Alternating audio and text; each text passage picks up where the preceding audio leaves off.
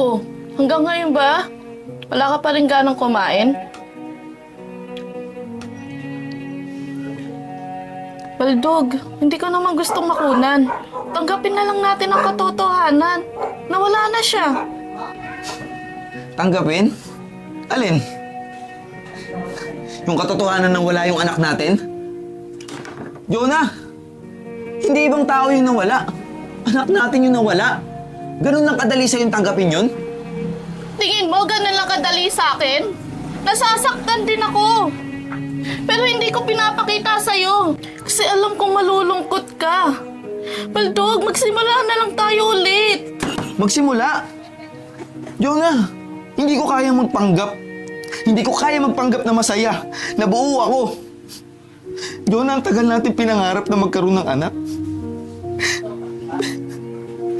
Pero hindi ba rin binigay sa atin ng Panginoon? Hindi ako mabubuo.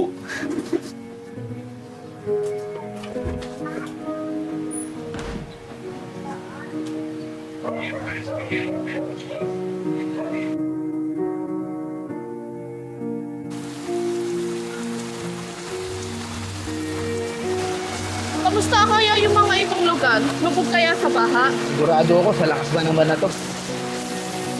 Baldog, may bata oh. Kawawa naman. Tulungan kaya natin. Ano ka ba? Hindi nga natin kilala yan eh. At saka baka kaya pinalayas ng magulang yan, eh malikot yung kamay. O di naman, pasaway na anak. Hindi ka na nga. Bilisan mo, ang lakas ng ulan. Baldog, hindi ko kayang tiisin. Parang natutulog yung puso ko.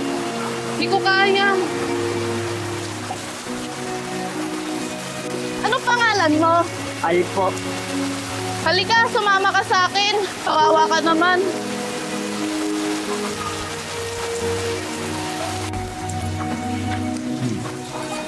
Tagasan ka?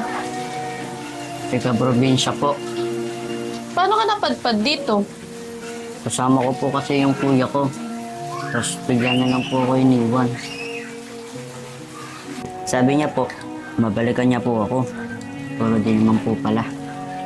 Ah, ganun ba? Sige lang, kumain ka lang ng kumain. Oh, eto tubig oh. Minom ka muna. Ano po? Ah, Baldog, tingnan mo siya oh. Ang sarap ng kain niya. Kung sabi ko sa'yo, huwag mo nang tulungan yung bata na yan.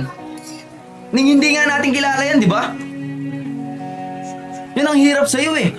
Palaging ikaw yung nasusunod.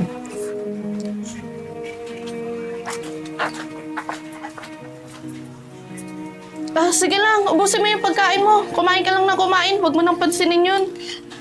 Pagkatapos niya, magbanlaw ka na dun.